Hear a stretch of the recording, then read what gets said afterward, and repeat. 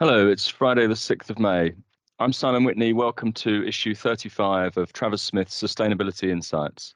This week, we're looking at the new International Sustainability Reporting Standards issued in March by the International Sustainability Standards Board. Just about everyone agrees that a single set of internationally accepted sustainability disclosure standards would benefit all stakeholders. But global convergence creates significant challenges.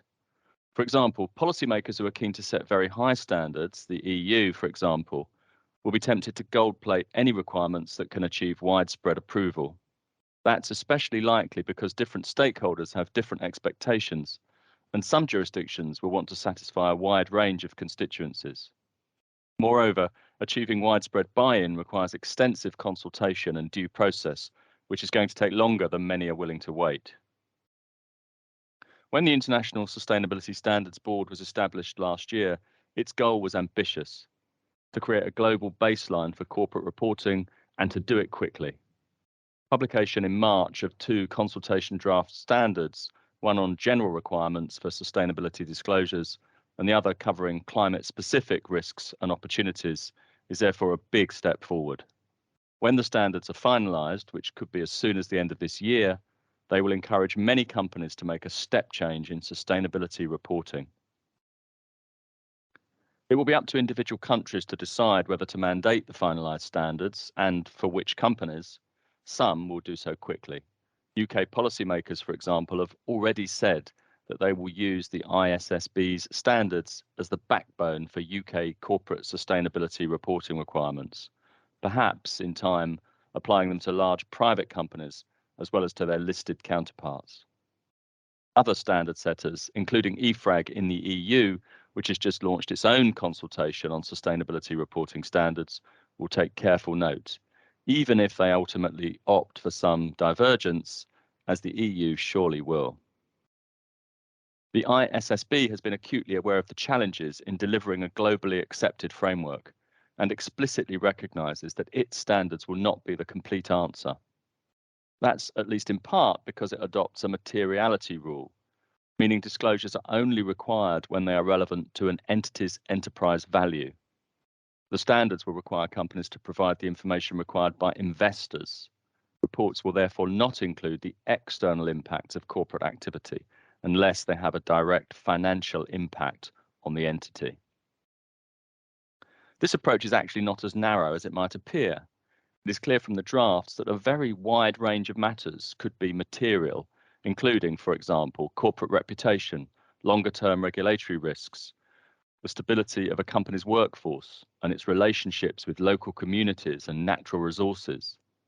Disclosures are therefore expected in relation to, among other things, an entity's employment practices and those of its suppliers, wastage related to the packaging of the products it sells, events that could disrupt its supply chain, and any sustainability-related risks in the company's value chain. Nevertheless, the ISSB also recognises that there are limitations with its materiality approach. Many jurisdictions, including the UK and the EU, will certainly go further and extend the requirements to capture double materiality, meaning including impacts that are not financially material to the reporting entity itself, so-called negative externalities. The ISSB standards are therefore designed as a global baseline, built with the expectation that some regulators will supplement them. Indeed, the ISSB has just signed a memorandum of understanding with the GRI, whose multi-stakeholder standards are widely respected, so that the two reporting frameworks will align with each other. The ISSB is also pushing for international collaboration through a new multi-jurisdictional reporting group. These consultations are timely. The ISSB has balanced the need for speed with the due process that its sister organisation, the IASB, is known for. The IFRS Foundation has actually adapted the ISSB's procedures so that these drafts can be published quickly, and crucially, in time for them to be taken into account by US and EU standard setters who are already consulting on their own sustainability disclosure rules.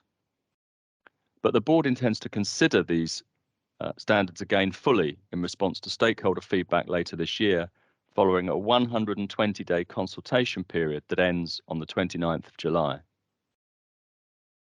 In part, the rapid development of the first two draft standards has been possible because they draw heavily on existing work, which should also make global agreement easier. The standards are consistent with the recommendations of the Task Force on Climate-Related Financial Disclosures, the TCFD, and they build on the sector-led approach of the SASB standards. Both the general requirements and the climate-specific standards require disclosure of material information about all significant sustainability-related risks and opportunities facing the organisation, and it uses the TCFD's 4 themes for the reporting: governance, strategy, risk management, and metrics and targets. There is no doubt that the standards are demanding, and principally they are aimed at large companies. On climate, for instance, they require disclosure of Scope 3 greenhouse gas emissions unless the entity explains that a faithful measure is not available. And they mandate the use of scenario analysis unless the company is unable to do so, in which case it must use another method to assess climate resilience. For firms in the financial sector, emissions that are facilitated or financed are explicitly included, building on the GHG Protocol Corporate Value Chain Standard, which includes guidance on calculating indirect emissions resulting from investments. The ISSB's ambition is clear, that comprehensive and internationally consistent sustainability disclosures are published with a company's financial statements and are treated by users as being on an equal footing with them. The rapid progress on this first set of standards is to be applauded and would seem to put that ambition within reach. Thank you for listening. If you would like more information on this topic, please check out our website, where you can also sign up to receive further editions of these insights, or drop me an email, simon.whitney@travissmith.com.